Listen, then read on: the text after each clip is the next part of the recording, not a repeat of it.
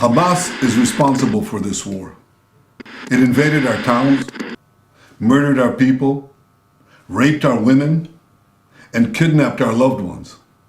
Hamas refused offer after offer to release our hostages. In the past 2 weeks, Israel did not initiate any military action in the hope that Hamas would change course. Well, that didn't happen. While Israel accepted the offer of President Trump's special envoy, Steve Witkoff, Hamas flatly refused to do so. And this is why I authorized yesterday the renewal of military action against Hamas. Israel does not target Palestinian civilians. We target Hamas terrorists. And when these terrorists embed themselves in civilian areas, when they use civilians as human shields, they're the ones who are responsible for all unintended casualties. Palestinian civilians should avoid any contact with Hamas terrorists. And I call on the people of Gaza, get out of harm's way, move to safer areas. Because every civilian casualty is a tragedy.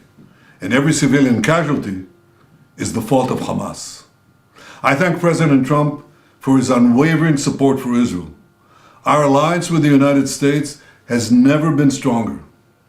To those who criticize Israel, I ask, what would you do if terrorists murdered and kidnapped your children? You would do what we are doing. In the face of pure evil, free societies have no choice but to fight. So I want to assure all our friends around the world, Israel will fight and Israel will win. We will bring our people home and we will destroy Hamas. We will not relent until we achieve all these vital goals. And we will not rest until we give our country a future of peace, prosperity, and hope. The situation in Gaza has taken a devastating turn as Israel has launched a new wave of airstrikes, marking the collapse of the ceasefire that had lasted for nearly 2 months.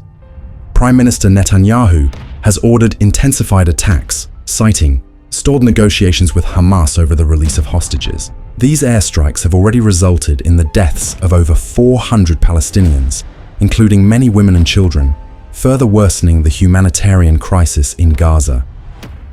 International pressure is mounting as the world watches the unfolding tragedy. To understand the full details of these events and their implications, we invite you to watch the following video, which provides crucial insights into the ongoing conflict.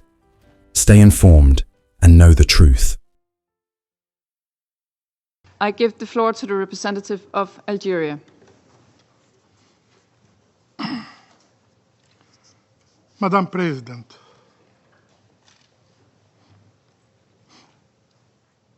at the outset, I would like to express my sincere gratitude to Mr. Tom Fletcher for his sobering and alarming briefing.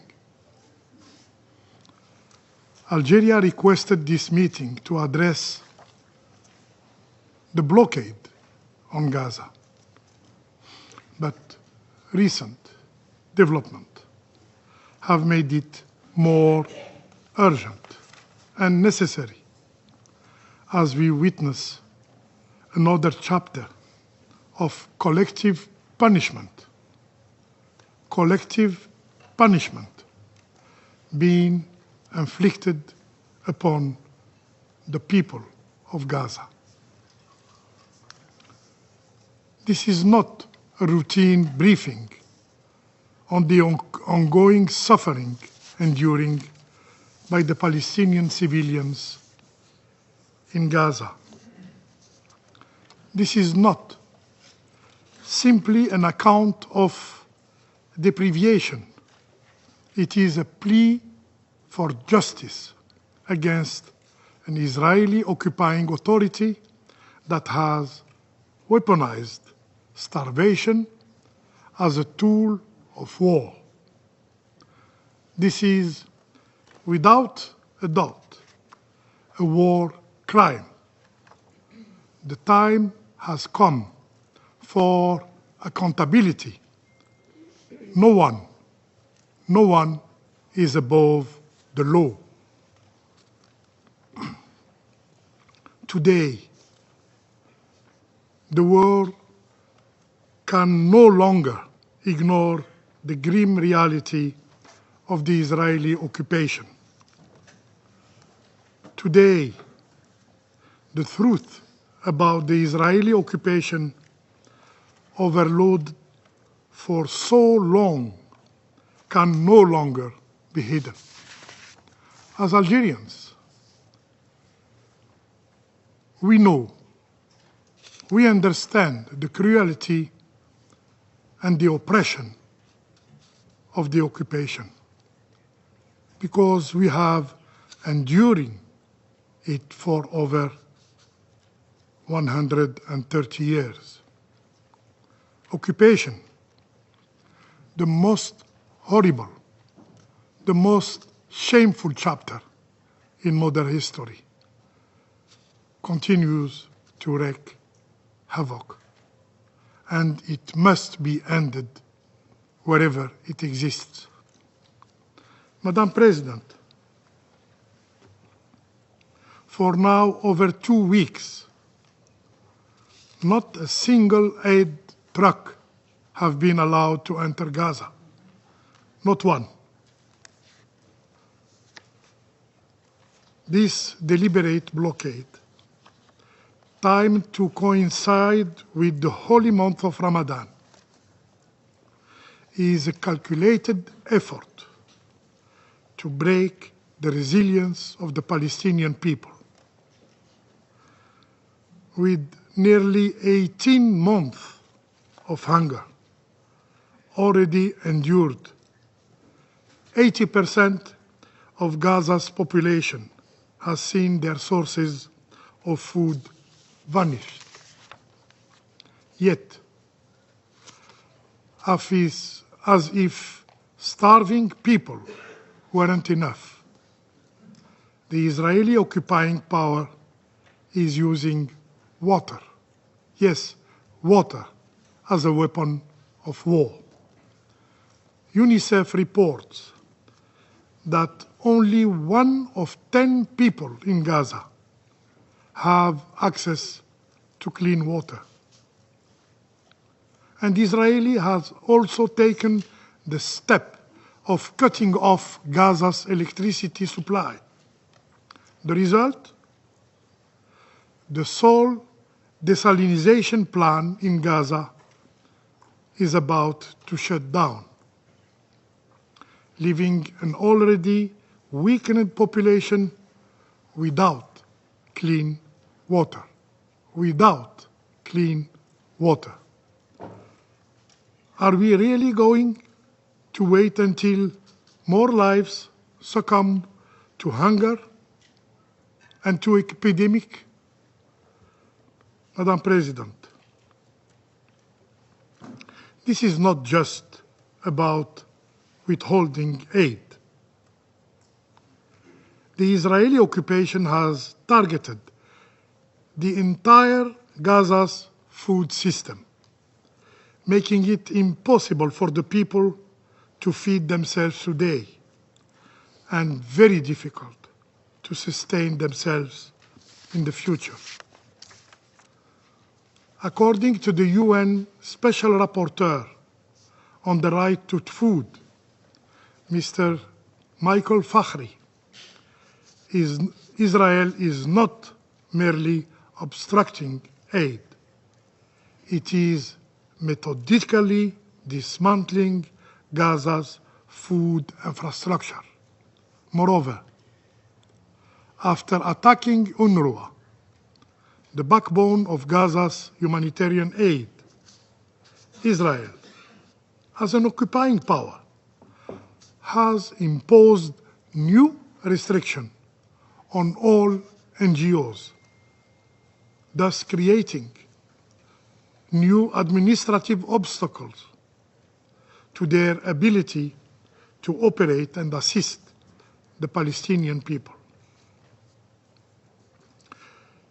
The Palestinian NGO network has rightfully condemned this move, calling it a deliberate attempt to silence international aid organizations and isolate Palestinian voices from the global community. Amidst this humanitarian catastrophe, the Israeli occupying forces brazenly took the liberty of killing Palestinians, completely disregarding the ceasefire agreement. Just this night, just last night, the Israeli forces have launched a series of indiscriminate airstrikes across Gaza, resulting in the death of more 400 people, the majority of them women and children. Once again, Palestinian blood is being used as a tool for the political calculations of the Israeli politicians. We condemn firmly these attacks, which constitute a violation of the ceasefire agreement reached 2 months ago. And we remind all parties that Resolution 2735 guarantees the continuation of the ceasefire as long as negotiations are ongoing. We also emphasize the responsibility of the mediators, the United States, Egypt, and Qatar, in ensuring compliance with the ceasefire agreement. Madam President,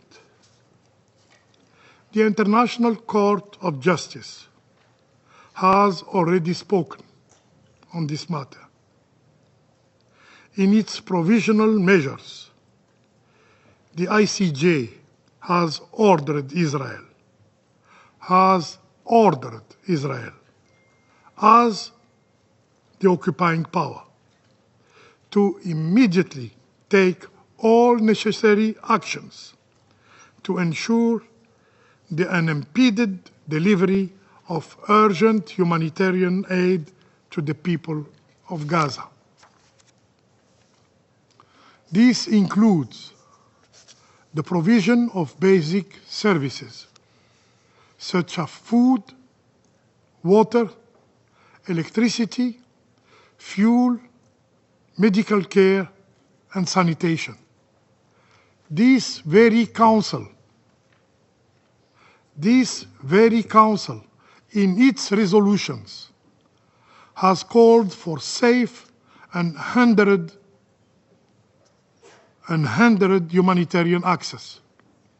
Yet, the Israeli occupying power continue not only to ignore international law, including the resolutions adopted by this Council, but to kill indiscriminately innocent Palestinian civilians. Madam President, we wonder what those who consistently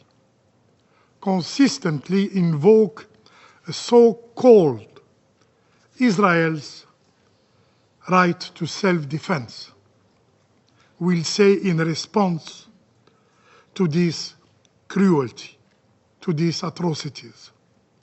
In Gaza, we are witnessing the systematic degradation of human dignity, the deliberate stripping away of the right of life, the right to life, to food, to water, and to basic human dignity.